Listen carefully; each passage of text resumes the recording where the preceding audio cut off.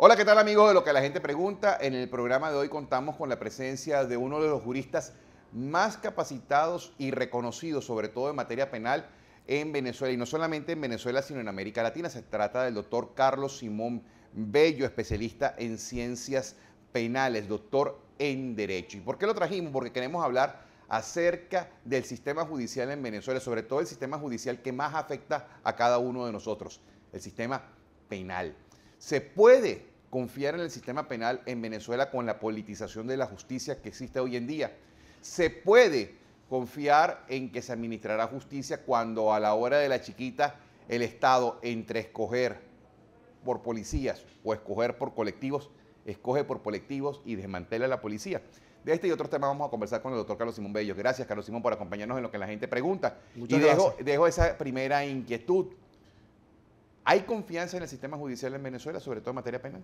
No, definitivamente no hay confianza, no por un capricho de la sociedad, de la gente, de los particulares, sino por hechos reales que son fácilmente constatables. Un poder judicial confiable tiene que estar precisamente en el medio, en el justo de la balanza. Un poder judicial confiable es aquel que le corresponde no solamente regular y controlar la constitucionalidad de los actos del Poder Legislativo, le corresponde también regular y controlar los actos del Poder Ejecutivo en cuanto a aquellos puedan ser efectivamente lesivos a derechos fundamentales, a derechos constitucionales. Un Poder Judicial confiable es aquel que puede, dentro de su propia jerarquía, dentro de su propia organización, por eso hay distintas instancias, poder también controlar sus propios actos. De allí que el Poder Judicial no solamente ha de ser independiente respecto a los demás poderes, no solo ha de ser independiente respecto a los factores políticos partidistas que actúan y ejercen sus funciones dentro de la sociedad, sino que también sus distintas instancias deben ser independientes unas de otras, porque no ha de existir un sentido de jerarquía en el sentido de que precisamente por ser un juez de segunda instancia, por ejemplo, lo que decida el juez de segunda instancia es de suyo siempre y eternamente vinculante y obligatorio para un juez de primera instancia. Es decir, es una independencia que trasciende hacia el resto de los poderes, trasciende hacia la sociedad e incluso se hace presente también dentro de la propia organización del sistema judicial. Quiero que analicemos el Poder Judicial puertas adentro desde la perspectiva de lo cotidiano. Una persona especialista en derecho penal como Carlos Simón Bello concibe o entendió que en el pasado existiera una situación en la que el presidente de la República muestre evidencias de un crimen como el caso de Robert Serra, por mencionar tan solo un ejemplo. Sobre todo no en una etapa de lo que anteriormente se conocía como plenaria, que era la parte pública del juicio, sino una etapa de reserva de investigación. Sí, ciertamente se ha llegado ya a una situación de, digamos, de obscenidad o de descaro en cuanto a la intervención de otros poderes en el Poder Judicial. Lamentablemente la historia venezolana no es el mejor ejemplo de independencia del Poder Judicial desde la época de la independencia hasta nuestros días. Se hicieron avances importantes, significativos ya hacia finales del siglo XX, pero lamentablemente los líderes políticos venezolanos tradicionalmente han entendido que un poder judicial sumiso es la mejor garantía de su estabilidad y mantenimiento en el poder. Eso fue muy claro y notorio durante el siglo XIX, buena parte del siglo XX, pero ya el asunto realmente ha hecho pues metástasis y hoy en día es público y descarado que esa intervención se da. Los jueces no tienen estabilidad, no hay prácticamente jueces titulares, los jueces muchas veces para decidir, aún en casos que son aparentemente anodinos desde el punto de vista político, muchas veces pues tienen que consultar previamente con la presidencia del circuito a fin de determinar si existe pues algún personaje, algún interés que no sea públicamente conocido con respecto a una causa que le corresponda conocer. ¿Podrías explicarnos, por favor, en lenguaje coloquial para el que es lego, para el que no es especialista en derecho, qué se entiende por la circunstancia de que una persona no puede ser juzgada dos veces por el mismo caso? Si una persona ha sido absuelta por determinado hecho, esa persona no puede ser nuevamente sometida a un juicio. Si una persona ha sido igualmente condenada por un hecho, esa sentencia podría ser revisada, pero lo que la Constitución prohíbe, lo que la ley prohíbe, es que si yo he estado sometido a un juicio, he llevado a cabo todas mis instancias, primera, segunda instancia, eventualmente Tribunal Supremo de Justicia, no puede caprichosamente el Estado decir, no, ahora te vamos a juzgar nuevamente por ese hecho. ¿Por qué? Porque eso gravita de un modo muy perjudicial respecto a la seguridad jurídica. El ciudadano que ha sido absuelto, bueno, no puede vivir bajo la incertidumbre de que en el día de mañana su causa puede ser reabierta. Porque si hay inseguridad jurídica, efectivamente los derechos relativos a la libertad, la presunción de inocencia, el debido proceso, pues se desvanecen. Puede que haya errores judiciales y existen pues mecanismos establecidos en la ley que no coliden con la Constitución, pero que no implican que una persona pueda ser juzgada varias veces por un mismo hecho. Lo importante es que haya una sentencia firme. Si esa sentencia firme ya ha sido dictada, esa persona no podrá ser juzgada nuevamente por ese hecho. Yo lo planteo y para traer a colación el ejemplo de Daniel Ceballos, tan solo uno. Daniel Ceballos es juzgado de forma inconstitucional por la Sala Constitucional porque no es su competencia. Y es condenado a 1 año por considerar que se cometió un desacato con una conducta. Pero no ha terminado de entrar a la cárcel cuando ese mismo hecho se convierte en un juicio por rebelión, que ya no significa 1 año de cárcel, sino la posibilidad de pasar 30 años más. ¿Cómo es posible, a los ojos del derecho, entender que una circunstancia que fue evaluada por la Sala Constitucional como un delito de desacato, ahora pretendan convertirlo en un delito de rebelión? Sí, ciertamente que frente al absurdo, el derecho no puede sino señalar el absurdo como una arbitrariedad, como una violación del propio derecho. En el caso Ceballos, en el caso general de los alcaldes, aun cuando no tuve conocimiento directo de esas actas, todo lo que se transmitió a través de los medios es que allí se viola la Constitución, se viola la ley, se violan tratados internacionales de un modo flagrante. Es decir, se dicta un amparo y esa persona que estaba obligada a cumplir el amparo sin ser sometida realmente a un juicio con todas las garantías y respetando el derecho a la segunda instancia que está consagrado en la Constitución y en tratados internacionales, de repente pues comparece ante una sala que es la constitucional, que no tiene competencia en materia penal por propia definición y es allí condenado. De tal manera que podríamos decir que hay un doble error jurídico, si lo queremos decir en términos lo más indulgentes posibles. El primero, que una persona se ve sometida a juicio por un tribunal incompetente, se le niega el derecho a un debido proceso, se le niega el derecho a una segunda instancia y, por otra parte, error sobrevenido, ahora ese hecho que ya fue juzgado, por el cual ya fue condenado, de repente se convierte así por el talismán mágico del poder encarnado en el sistema de justicia, de repente se convierte en otro delito y en otra causa.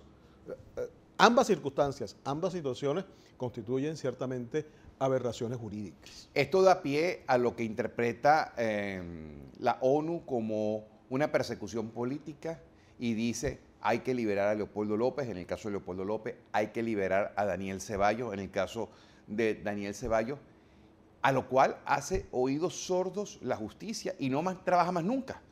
Tribunales que tienen un mes cerrado, o sea, no solamente le niega el derecho a pronunciarse a estas dos figuras, sino le niega el derecho a defenderse a cualquier otra persona que tenga un caso en ese tribunal. Sí.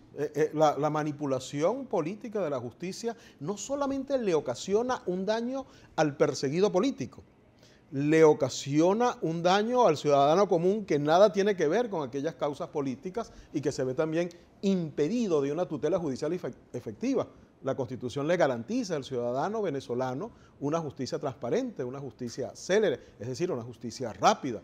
Desde el propio momento que un tribunal deja de dar despacho sin causas que tengan que ver, bueno, con el estado de salud, por ejemplo, del juez, evidentemente los ciudadanos comunes que se encuentran allí, en ese tribunal que se está conociendo su causa, bueno, también se encuentra privado del derecho de acceder a la justicia.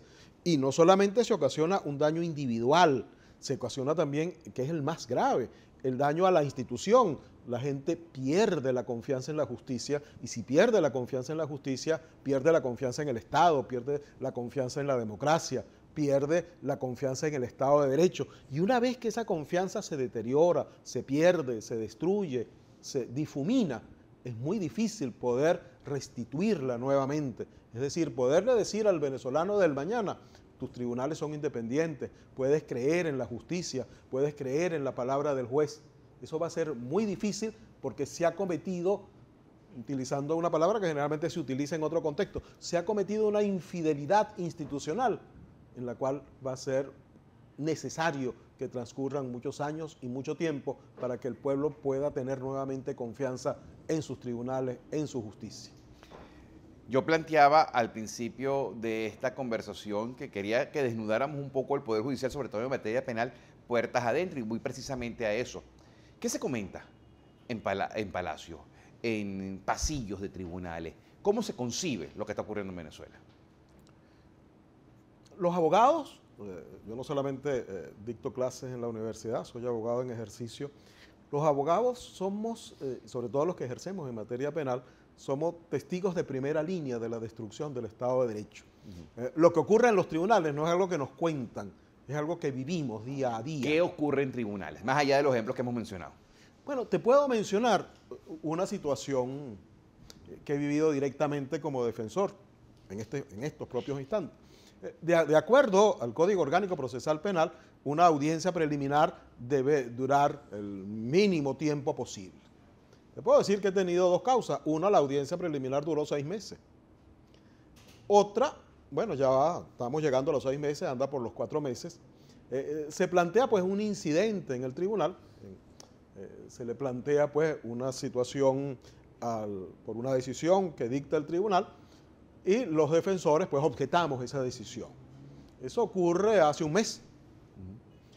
Y estas personas que están detenidas en distintos sitios del país, otro problema que luego podría referir, bueno, somos convocadas un mes después para continuar la audiencia. Después de unas 5 o 6 horas de pie en los pasillos, el tribunal va y nos dice, nos convoca: mire, suspendemos la audiencia. ¿Y por qué? Bueno, porque el tribunal se va a tomar 3 días más para analizar lo que ustedes plantearon un mes atrás. ¿Dónde queda el respeto a la dignidad humana? ¿Dónde queda el respeto a la situación de los defensores y del propio Ministerio Público? ¿Dónde queda el respeto a los propios imputados? ¿Acaso la Constitución no dice que hay que respetar la dignidad de las personas? ¿Acaso no se creó un Ministerio de Servicios Penitenciarios? Y tenemos causas en las cuales, por ejemplo, tenemos detenidos que se encuentran unos en los estados andinos, otros hacia los estados occidentales, otros en estados centrales. O sea, ¿dónde está el respeto que se le debe a un ciudadano que comparece como imputado, que va a un tribunal después de estar 12 horas montado en un autobús por las carreteras? Y después de 12 horas de carretera, o de 8, de 9 horas, y después de estar en el Palacio de Justicia 5 horas esperando que se le abra la audiencia, viene el tribunal y le dice: no, no hay audiencia. Eso es tan solo un ejemplo y es lo que se puede conversar entre abogados. Es una simple anécdota, pero que es demostrativa de lo que pasa. ¿Pero qué dicen los jueces en pasillo? El problema está en que no dicen. Los jueces no dicen. ¿Y los fiscales? Tampoco. ¿Hay complicidad? ¿Hay un juez que se atreva, o hay jueces que se atrevan a fallar en contra de la fiscalía? Difícilmente. ¿Por qué?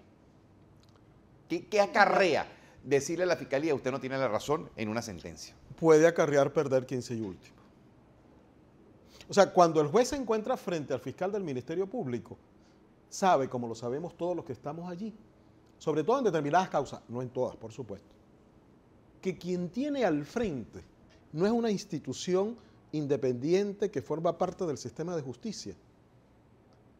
Tiene al frente, sobre todo en determinadas causas, subrayo, al Poder Ejecutivo. Poder Ejecutivo del cual el propio juez depende. O sea, el que viene a litigar, el que viene a acusar no es la fiscalía, es el presidente. En más de una causa es el Ejecutivo a través de un órgano que se llama Ministerio Público, pero es el brazo ejecutor del Ejecutivo. Es una simulación de juicio, lo que hay en Venezuela.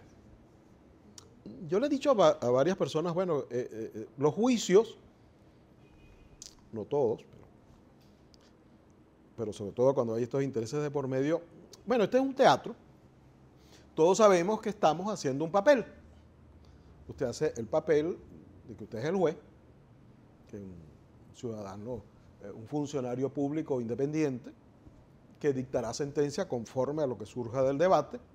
Usted va a hacer el papel de fiscal del Ministerio Público, un acusador independiente que no recibe instrucciones ni órdenes.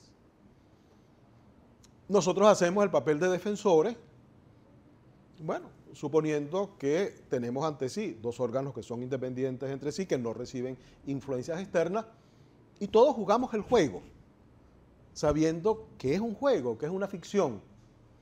Lo que ocurre es que no existe otra manera dentro de un mínimo de organización jurídica de defender derechos, de defender intereses. Al final, a veces se logra, a veces no se logra medianamente. ¿Qué influye para que se logre?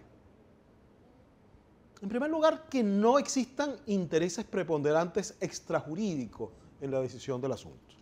¿Cuándo existen intereses preponderantes extrajurídicos? Cuando los personajes o la causa tienen alguna relevancia o trascendencia dentro del esquema político ideológico del actual Estado venezolano. Por ejemplo, Leopoldo López. Exacto. O sea, Leopoldo no tiene chance de un juicio justo. Yo no lo veo. Y Leopoldo es uno, hay muchísimos más casos. Claro, uso un ejemplo porque es un ícono. O sea, ¿la juez debió hacerle caso a la ONU? ¿O la juez no tiene que hacerle caso a la ONU? No, la juez debió haberle hecho caso a la ONU, pero lo que es peor, la Fiscalía, el Ministerio Público debió haberle hecho caso a la Constitución y a las leyes, empezando por allí.